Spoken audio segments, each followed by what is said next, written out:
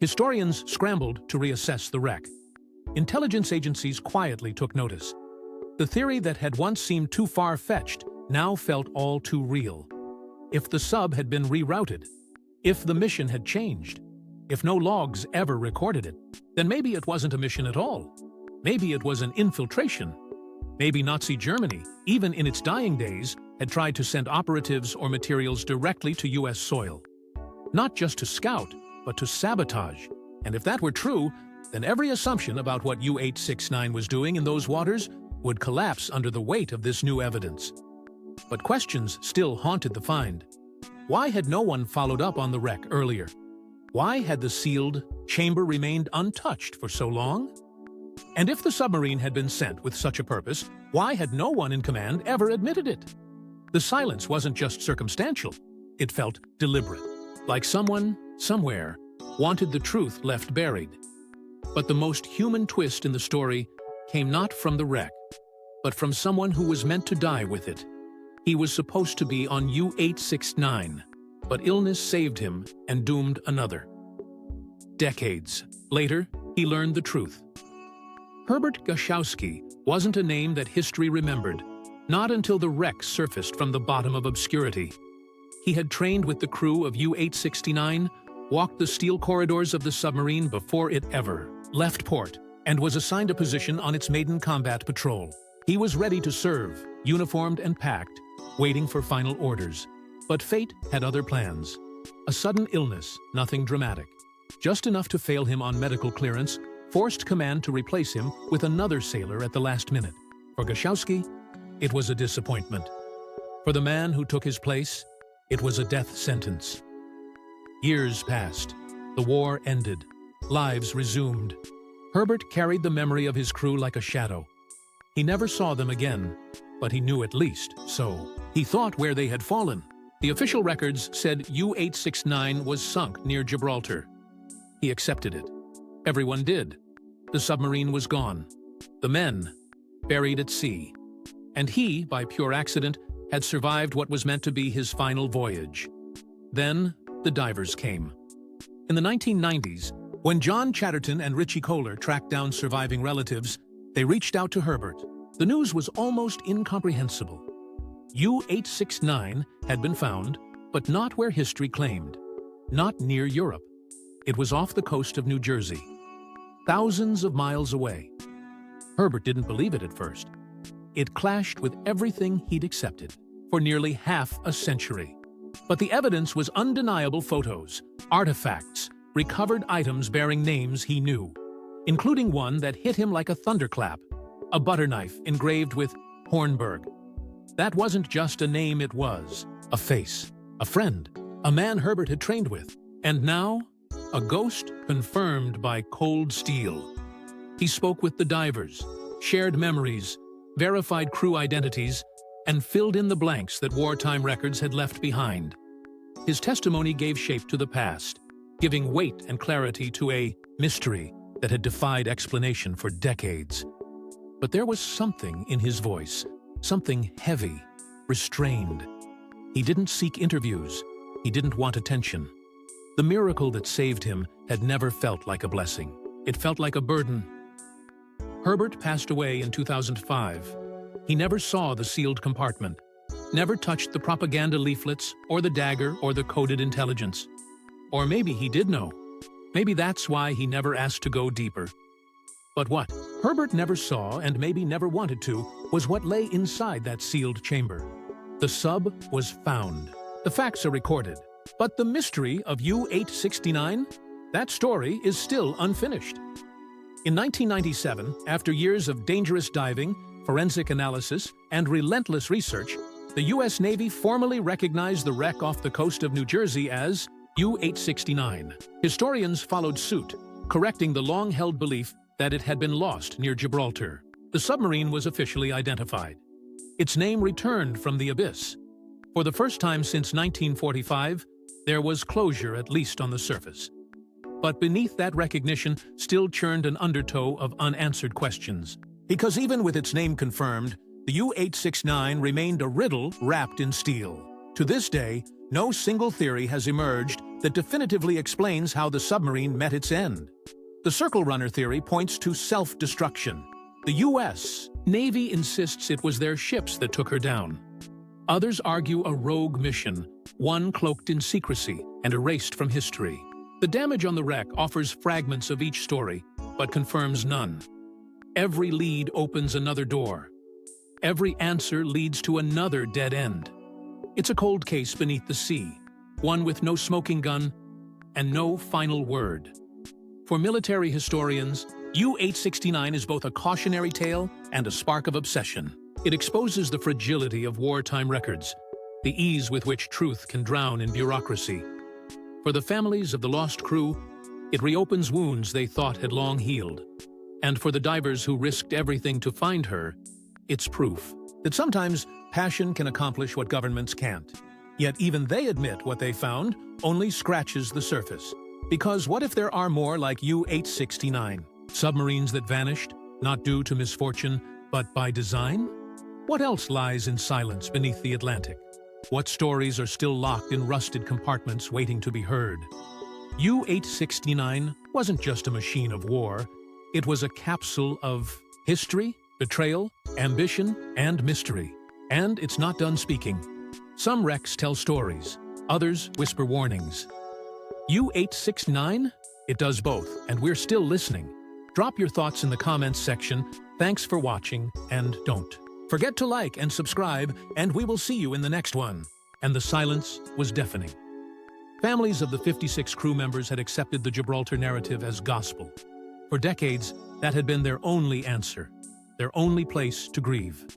A name on a memorial, a location on a map that now meant nothing. When news of the New Jersey wreck emerged, it wasn't relief that followed, it was disbelief. Some refused to believe the sub had traveled so far. Others were forced to relive the agony of loss, now laced with betrayal by the very institutions they trusted to tell them the truth. Even historians were thrown into disarray. The military timeline didn't match the physical evidence. Ship movements, weather reports, sonar logs, none explained how or why U-869 ended up in American waters. And if it was intentional, the implications were chilling. A Nazi U-boat patrolling the U.S. coast in 1945 was more than a military maneuver, it was a statement. It suggested infiltration, sabotage, or worse, something far beyond the standard playbook of wartime patrols. So, what was the truth? Was it a mistake, lost in bureaucratic collapse? A secret operation erased from history? Or had U-869 set out on a mission so sensitive, no one dared record it? The wreck had spoken its name, but not its purpose. And until that silence is broken, the story remains incomplete. But uncovering the truth about U-869's final hours would only deepen the enigma. Some believe U-869 fired the shot that sank her. A deadly loop, a silent killer, a torpedo that turned back on its maker. In the chaos of underwater warfare, not every kill is delivered by the enemy. Deep beneath the Atlantic surface, the technology of destruction was far from perfect. And one chilling possibility has haunted experts ever since. U-869's remains were identified. It's called the Circle Runner, a design flaw so terrifying it sent shivers through every German U-boat commander during the war. If the torpedo's gyroscope malfunctioned, it wouldn't strike its target. It would spiral, it would return, and it would kill the very submarine that launched it.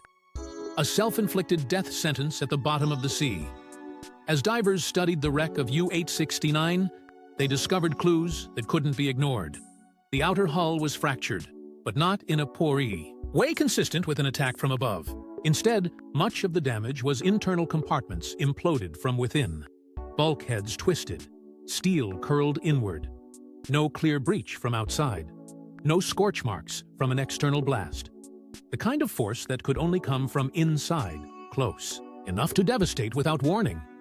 And there was something else, something even more disturbing. Several of the submarine's torpedo tubes were still sealed. That one detail changed everything. If U-869 had engaged in a battle with Allied ships, why hadn't it fired all its weapons? Why were the tubes untouched? There were no records, none, of an encounter involving the sub. No ship had logged a chase, No commander had claimed a skirmish. If U-869 had faced off against an enemy, history left no witness. So, what if there was no enemy at all? What if it had simply tried to fire and, in a brutal twist of fate, struck itself? The theory grew darker with every dive. Divers found no signs of a defensive maneuver, no attempt to surface, no evidence of a last-second escape. The submarine had gone down hard and fast, with the crew likely unaware of what had even hit them. No mayday, no reaction, just an instant of confusion before the world collapsed in on them. The very weapon they had trusted the torpedo meant to destroy their enemy may have been the instrument of their own demise. It was a grim possibility, made worse by the silence that followed. If true, the crew of U-869 didn't just die, they vanished without ever being seen, without ever fighting back. They were erased by a mechanical error, sealed forever in a steel coffin on the ocean floor. And as horrifying as that sounds, some believed it was the only logical explanation. But another theory refused to sink, that U-869 was destroyed by American hands. Official records say U-869 was caught and destroyed by 2 U.S. Navy ships. But what if they got the wrong sub? February 11, 1945. 2 American vessels, the USS Howard D. Crowe and USS Coiner, reported engaging a German U-boat near the east coast of the United States. Using sonar detection and depth charges, they claimed to have sunk the enemy. The report was logged, confirmed, and filed. Case closed. In the aftermath of war, amidst the fog of countless battles, no one questioned it. And for decades, the world believed that the submarine destroyed that day was U-869. It was a tidy ending, except it wasn't the truth. Because when divers found U-869's wreck in the 1990s, they discovered it didn't match the story laid out in those wartime records. The location alone was enough to raise suspicion. The sub lay miles from the coordinates listed in the Navy's report, close enough to raise eyebrows, but far enough to make experts pause. The wreckage wasn't simply a few hundred feet off, it was in a different graveyard entirely. And once they began studying the structure, the puzzle only deepened. There were no signs of a sustained attack, no shredded plating from multiple hits, no evidence of an explosive breach consistent with a full-on depth charge assault. The kind of destruction typically seen in such battles was missing. Instead, much of the damage was internal, isolated, and strangely compartmentalized. One torpedo tube looked crushed inward, others were still sealed. The control room, remarkably, was mostly intact. If this sub had been hunted and cornered, it hadn't gone down fighting. In fact, it looked like it never got the chance to fight at all. Wreck divers examined sonar logs and war reports from the USS Howard D. Crowe and Coiner. Those ships definitely attacked something. That much is true. But what they attacked, and whether that vessel was U-869, remains in doubt. No definitive proof ever tied the sub they targeted to the one buried in the sand off New Jersey. The wreck the divers found didn't match the damage you'd expect from a kill delivered by precise and aggressive depth charges. The closer they looked, the more the theories unraveled. And then came the most haunting revelation of all U-869's torpedoes had never been fired. Not a single one. If the crew had known they were under attack, if alarms had sounded, if there had been any chance to react, someone would have launched something. But the tubes remained sealed, untouched, silent. There was no battle. There was no defense. It was a death without struggle, a defeat without resistance. The crew never stood a chance. Some believe the U.S. Navy may have destroyed a different submarine that day, an enemy they never identified, mistakenly logged as U-869. Others suggest the Navy did destroy U-869, but never realized the contradiction between their version and the wreck's condition. Either way, history accepted a narrative built on assumptions. Now, those assumptions are collapsing. But if neither story adds up, what if there's a third explanation, one buried under years of silence? It took 30 years and new technology to access the sealed chamber. What they found made even hardened divers fall silent. For decades, the wreck of U-869 lay still, like a frozen whisper at the bottom of the sea. Divers had mapped its shattered corridors, documented its structural decay, and even identified its crew. But one section had always remained untouched, a sealed compartment deep within the submarine, warped shut by pressure and rust, unreachable, with the tools of the time. It was the last locked door in a story full of contradictions. Then, in 2024, everything changed. Armed with new gear and better planning, a dive team returned to U-869, determined to uncover what had remained hidden for nearly 80 years. When they breached the compartment, they didn't find just answers, they found something far more disturbing. Inside the chamber, the air had not moved since 1945. What remained was a time capsule, grotesquely preserved by pressure, darkness, and salt. Personal lockers still stood where the crew had left them. Ration tins lay unopened. Tattered uniforms clung to rusted walls. But it was what sat at the center that drew breath from the lungs of even the most experienced divers, a ceremonial dagger. Its blade etched with the insignia of Germany's Kriegsmarine elite, untouched by corrosion. Folded beside it was a pristine naval dress uniform, complete with a swastika armband and the Iron Eagle.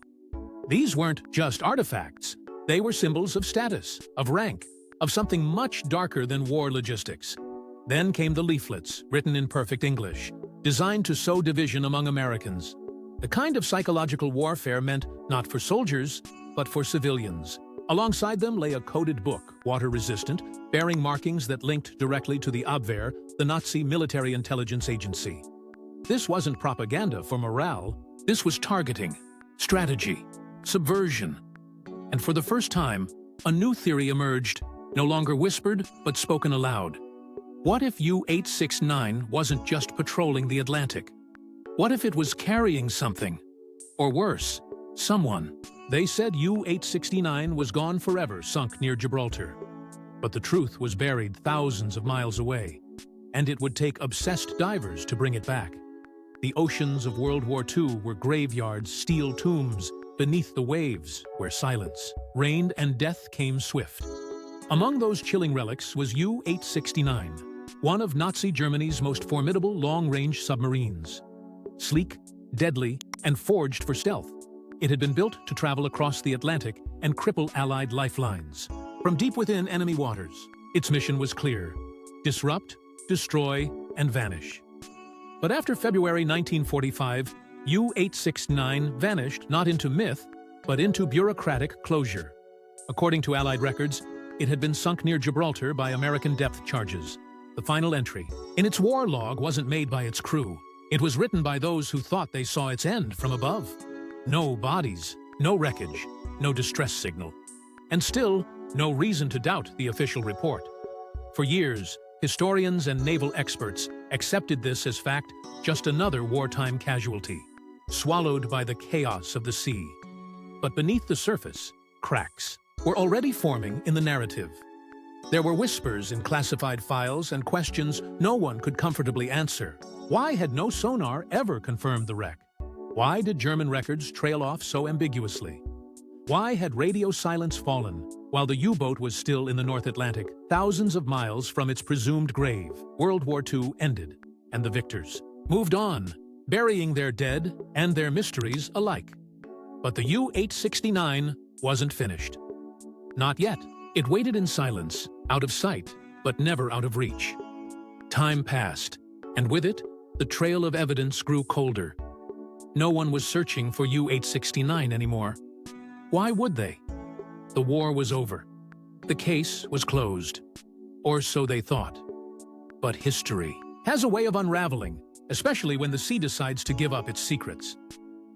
In 1991, divers saw something on sonar that couldn't be real: an unidentified submarine in American waters, where no German sub was ever supposed to be. The waters, off the coast of New Jersey, are not known for giving up their dead easily. Treacherous currents, bone-numbing temperatures, and almost no visibility make it one of the most dangerous diving zones in the Atlantic. But for John Chatterton and Richie Kohler, seasoned wreck divers with a hunger for the unknown, danger was just the price of revelation. These weren't weekend hobbyists, this was their obsession. Equipped with side-scan sonar and driven by a need to uncover the secrets lying beneath the surface, they swept across a region littered with the remains of forgotten ships. But what they saw on the screen one summer evening would turn a routine scan into a global enigma. Roughly 60 miles off the coast of Point Pleasant, a long, narrow shape appeared sharp, unmistakable, and entirely out of place. The object was metallic and torpedo-like, resting deep at 230 feet. It was no natural formation, and it wasn't any wreck they recognized. The silhouette suggested something man-made, something built for war, something that should not have been there. Their hearts raced not out of fear, but from the cold realization that they had stumbled upon a ghost. The war had ended decades ago, but this war machine was still lying in wait, untouched, unclaimed, unspoken. Chatterton and Kohler geared up for a dive that would challenge even their hardened skills. The descent was brutal. Visibility plummeted. To just a few feet, the currents clawed at their gear, and the pressure bore down like a vice. But when they finally touched down, they realized this wasn't just a wreck, it was a riddle.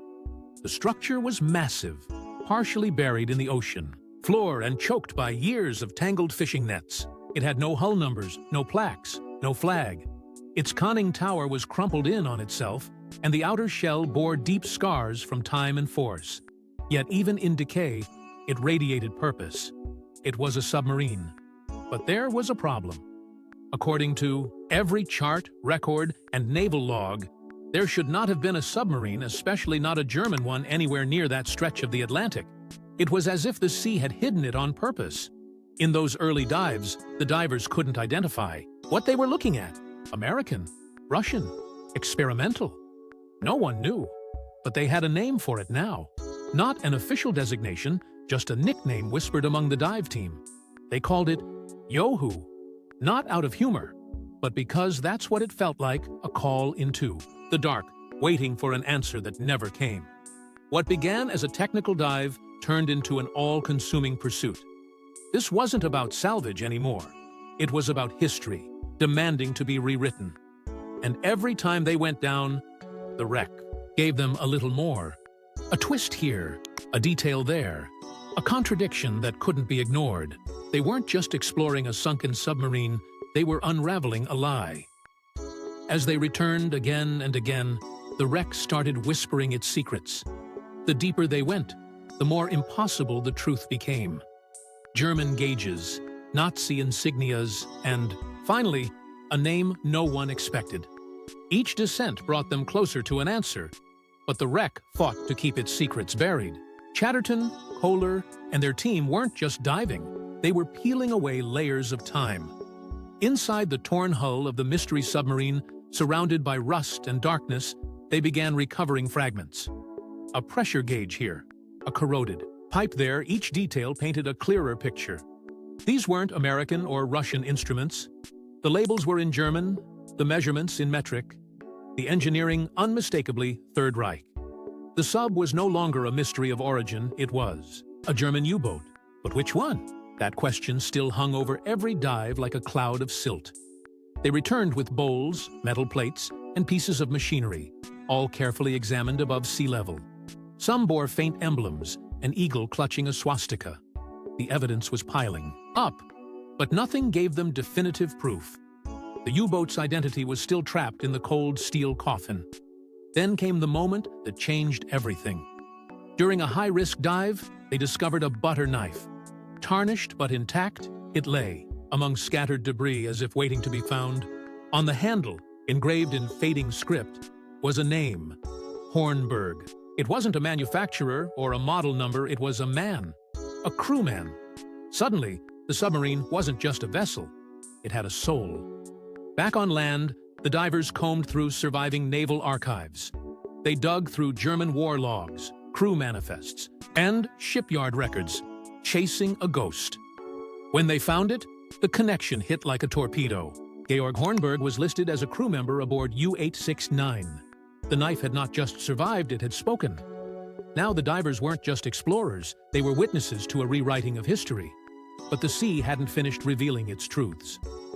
On TZY, a subsequent dive, the team recovered valve manifolds and diesel engine parts. Serial numbers barely legible under rust and saltwater were painstakingly traced to A.G. Weisser, the Bremen shipyard responsible for building U-869. The evidence lined up like coordinates on a map.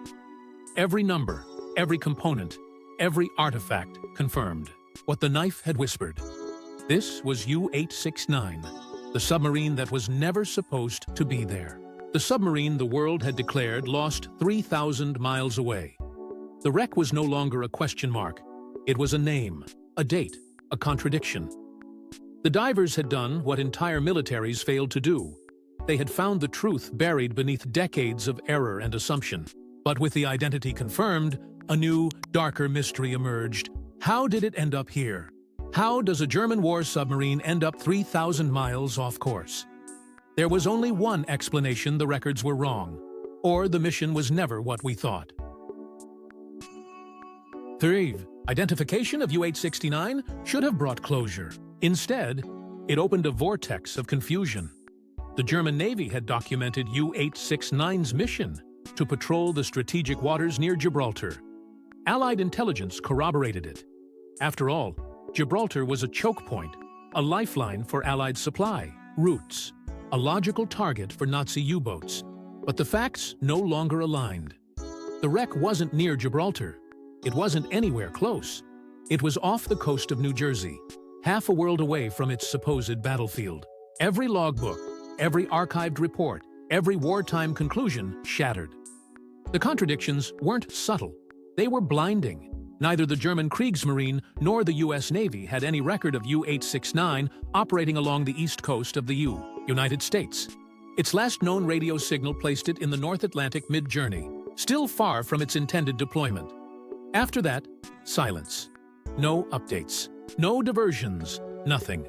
It was as if the submarine vanished from all oversight and slipped into a parallel narrative written not by military command, but by fate.